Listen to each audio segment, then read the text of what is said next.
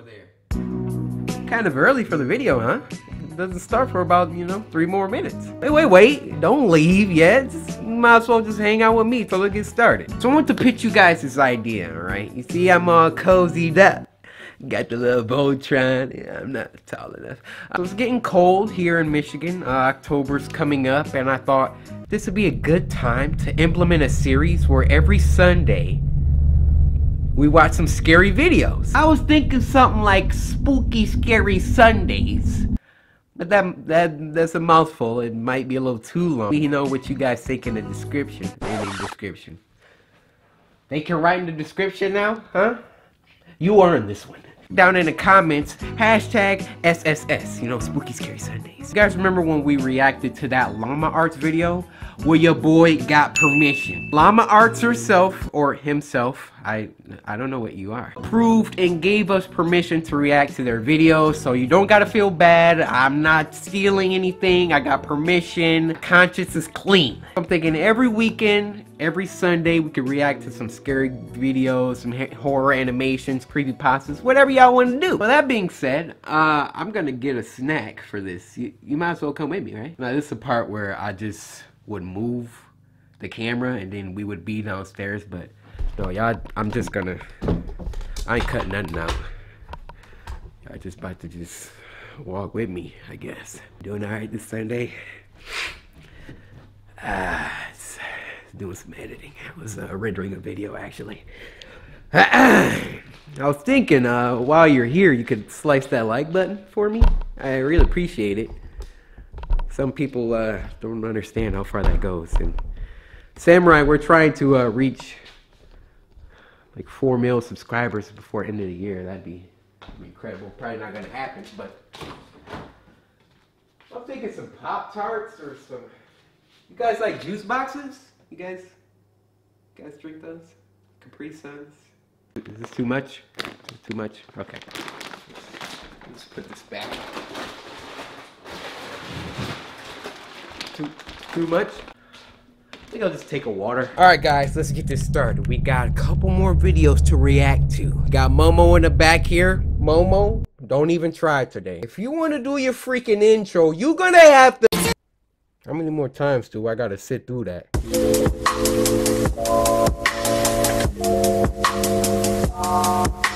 Alright guys, so this first one is called Fishing Stories Animated. Now, LlamaArts, I'm a big fan. I'ma just say this so there's no misunderstandings, nothing's getting misconstrued. Alright, your link's down in the description. LlamaArts said that they like my videos, so let's get it.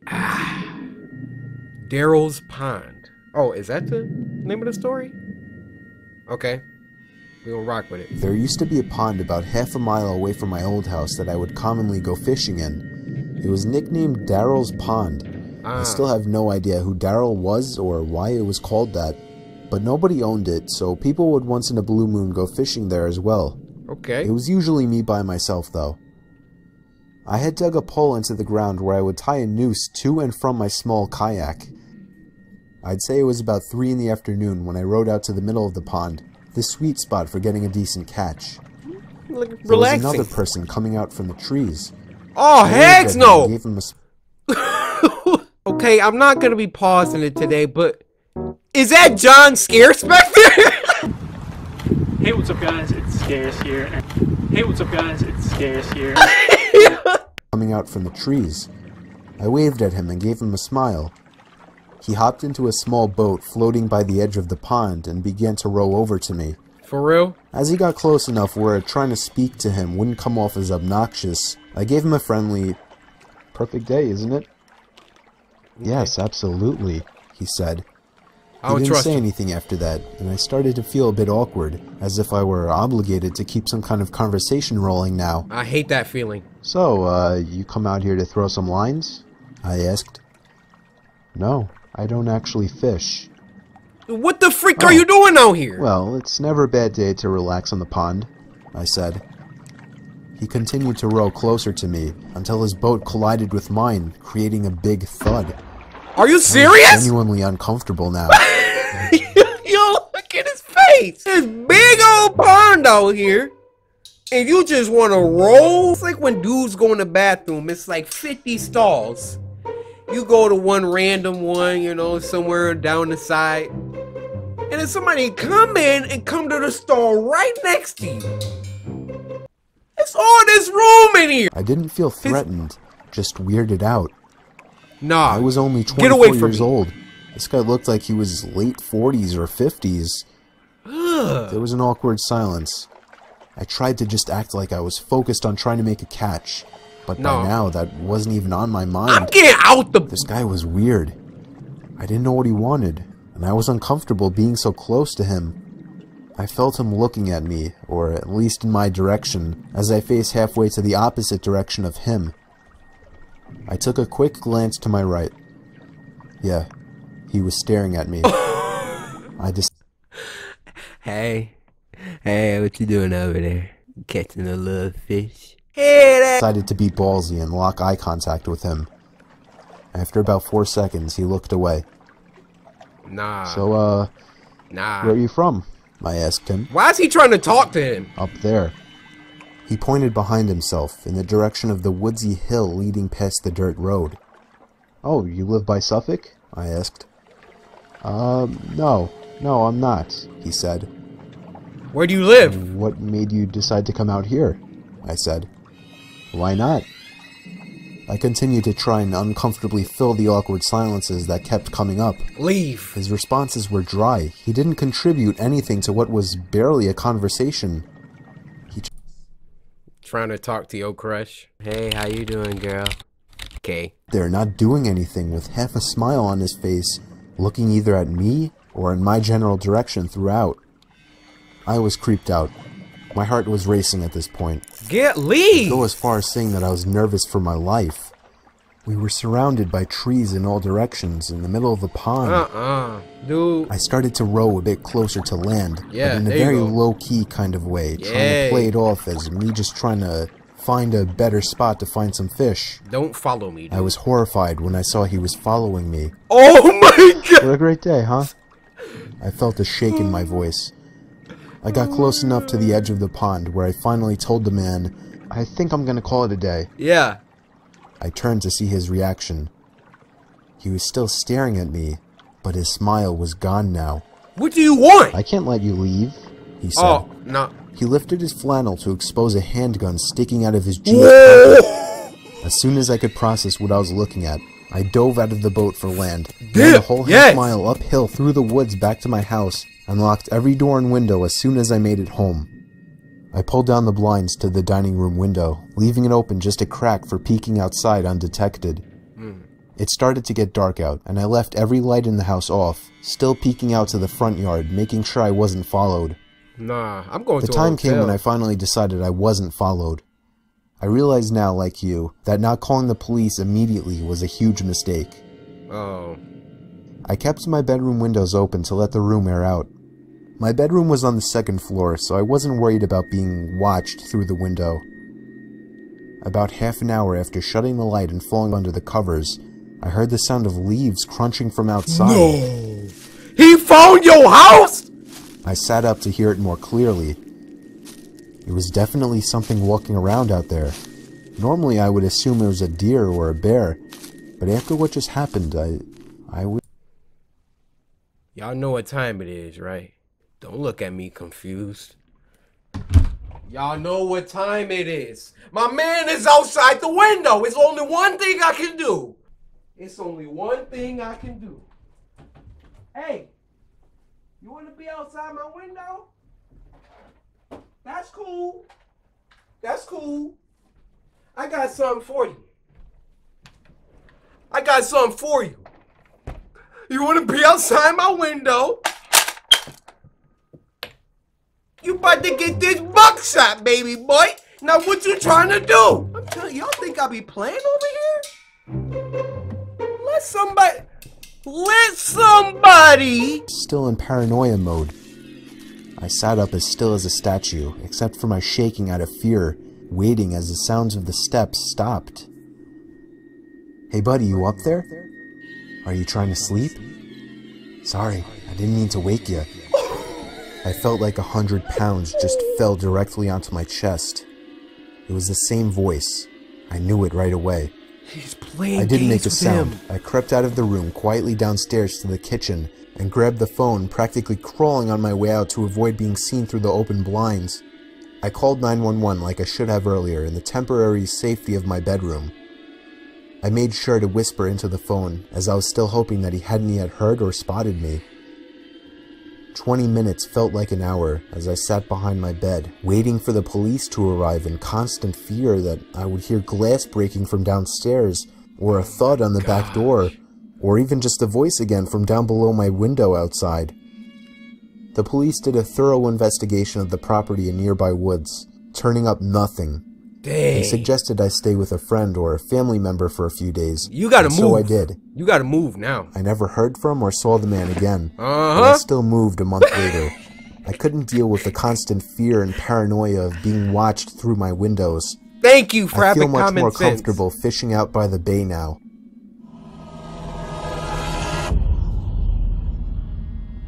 Did he get killed by something else? Yo, that story was lit.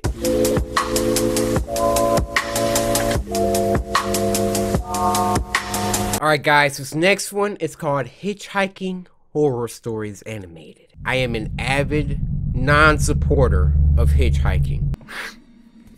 Hitchhiking Horror Stories. 3 months after I turned 16 in 2005, I got my first car, a '99 Toyota Camry. On a warm Saturday night, when my friend Alex invited me over to one of his friend's big parties, I knew I wouldn't be in a condition to drive the Camry home afterward. So we carpooled with Alex's girlfriend, Brianna. We lived in the countryside of Virginia, meaning less big parties. Meaning when there was a big party, it was a huge deal and everyone would go. We lived about 5 to 10 minutes away from this kid's house. I knew where he lived as I was acquainted with him, but not exactly friends. The whole ride there, we took the same 2-lane highway type road through the woods, and this kid's house was actually on this road further down. At certain points on this road, there were a few houses on either side, and then it would just go back to being a long, empty highway again. Okay. The house was tiny, like a lot of houses around the area, but the party was held outside anyways, since his closest neighbors were relatively far away, and noise wasn't an issue. Dope. Let's get I'll skip most of the party up until the point that Brianna, who was supposed to be our designated driver, had to suddenly leave for a small family emergency. Alex said it was fine and that we'd find a ride home. Well, fast forward another few hours and another few drinks, and I could barely even walk straight. Hey. I checked my watch, and it was like 2 in the morning. I figured it was time to go. I started looking for Alex, but I couldn't find him anywhere. In fact, it seemed like everybody I knew had already left. Oh no. I could barely even think straight, but I was still furious at the fact that Alex could have actually left without me. I asked to use the party host's phone and dialed Alex's home number. After 2 tries, I gave up and then realized I shouldn't wake his family up. So, literally not knowing what else to do. Kind of friend you go to a party with where he'd leave and forget about you? It's 2 a.m. Narrator is toasted. He can't drive home. He don't know nobody else at the party. If y'all ever go to a party and you drunk and you just can't get a ride home, you don't got cash for Uber, call me before you hitchhike, all right? Oh, you need my cell phone number? All right, it's 73-800-588-2300 Empire. Today, I dizzily stepped out onto the road and began walking back home. I knew this walk would take anywhere from half an hour to an hour in my condition. Maybe after 15 minutes of walking down the road, the slight shine of car headlights on the road was fading in from behind me. Jumping for joy inside, I lifted up my arm and stuck out my thumb. Why? As the car neared, it slowed down and came to a stop. You never know who is pulling up. The man driving the '98 Ford Explorer rolled down the window and asked where you headed. I told him my house was just down the road and beyond a right turn, probably slurring my words beyond comprehension. You know he drunk. He chuckled and told me to hop in. I thanked him and joyously hopped into the truck. I was exhausted, and I remember completely disregarding things the guy was asking me because I was so close to just passing out. And that's what happened. The memories of being in that truck turned to a fog, as I'm sure I passed out. You passed out in his car? Oh my gosh, this dude can take him anywhere. The next thing I remember, I woke up still in the moving truck. The guy looked at me and laughed, but didn't say anything. I looked around What are you and laughing realized at? the road we were on wasn't familiar. I nervously asked, where are we going? He then said, so what were you doing out this late anyway? Answer my question! As the man answered my very straightforward question with another irrelevant question, the sobering reality of the situation hit me. You can let me out anywhere, I told the man. The man You have no responded idea with a where you firm are! No. I felt like throwing up as he said that. No, I really actually felt like I was going to throw up. Well, I started to gag as I felt more and more nauseous by the second. yeah. The man took his eyes off the road to look at me, and that's when I thought of the perfect distraction. Yes. I turned in his direction as I continued to gag, and he started to kind of lean away and slow down the car. He's like, oh. He kidnapped some dude. He started freaking barfing. He's like, oh. Dude next to him. Now it's just starts spazzing.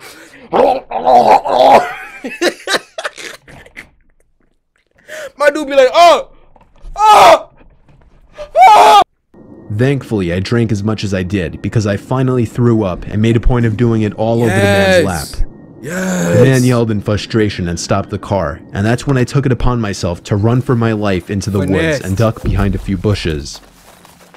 He hit him with the throw up finesse. The man came following into the woods with a flashlight, and on 2 separate occasions, he shined the light straight over me without noticing. Eventually, I heard his footsteps walk even further into the woods past me. That was when I ran back to his truck, but unfortunately, he was smart enough to lock it. Oh, freak. By some miracle, I saw another car approaching in the distance, and I ran out into the middle of the street, waving my arms like a lunatic. Yes. The car tried to avoid me, but I wouldn't let it. They were forced to stop, and I yelled at them to help me before they came back. Once I told them that I was kidnapped by the man who was driving that Ford Explorer, the driver agreed to give me a lift. Not to the police station or anything, but to my house. I made it back safely, where I couldn't thank the driver enough. Thank you. I immediately woke up my parents and told them. My dad wanted to know if I got his tag number, and then I felt like punching myself in the face. I failed to get the simplest information from the guy that would have allowed me to actually properly report him. Dang. All I knew was that he drove a faded blue '99 Ford Explorer. I made sure to give Alex a piece of my mind, and part of me always held a grudge against him ever since, just for abandoning me at a party without telling me. When I see you at school tomorrow, you getting creamed. Take that as you will. I haven't seen him in 4 years now, however, and this was actually the first time I even thought about this incident for almost a year now. As time goes on, even the worst of memories may start to fade, but after writing this to share with the internet, it's once again fresh in my mind.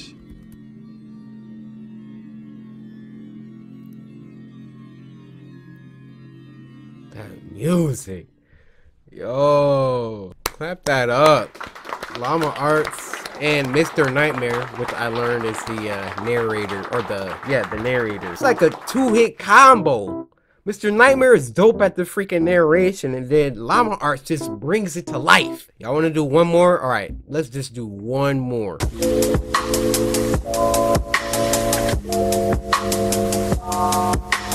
I don't know how long Spooky Scary Sundays videos are going to be. This is just the first episode of the series, all right? If y'all want a weekly, Spooky Scary Sundays, like button down there. This last story is called Babysitting Stories Animated.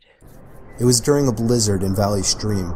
I was getting paid $250 to watch some couple's kid while they went away for the weekend. Hey. His name was Matthew. This took place on the first night, which was a Friday night. Matthew was already supposedly asleep, while I was in the living room watching a movie. I got a knock at the door. What the frick is you watching? And looked at the clock. It was close to midnight. There was no way I was opening it. Not even 10 seconds later. Oh my god! Could you imagine it being like midnight And then somebody just at your freaking front door like... I heard the sound of 2 or 3 men angrily...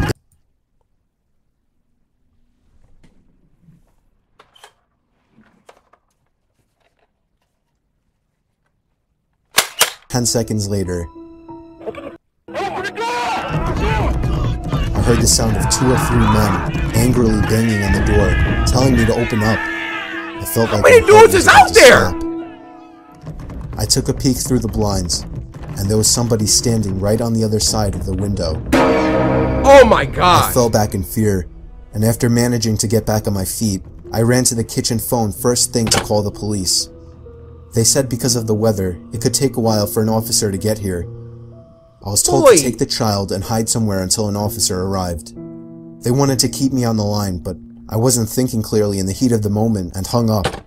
However, it wasn't until I ran through the living room that I realized the banging had stopped. What? I took a second peek through the living room window. Nobody was there now. Oh my gosh, where are they? Oh! I heard the sound of glass shattering from a few rooms over. My knees started to feel weak as I realized they had just broken the window and were about to climb into the house. I had to run to get Matthew. I couldn't just leave without him. Of course, when I got upstairs, there was no time left to run back downstairs, as I already heard footsteps and laughter coming from downstairs. Oh my god. I covered Matthew's mouth with my hand as I ran with him into his toy closet. A few minutes dragged on to what felt like half an hour as we sat there in the dark closet. Matthew began to squeal as footsteps on the carpet reached the outside of his bedroom door. There was more than one person. They came inside. No.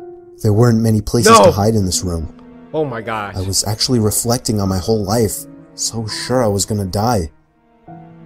We heard the sound of a police siren outside, even from in the closet, and then I heard one of the men in the room mutter, "Aw, shit."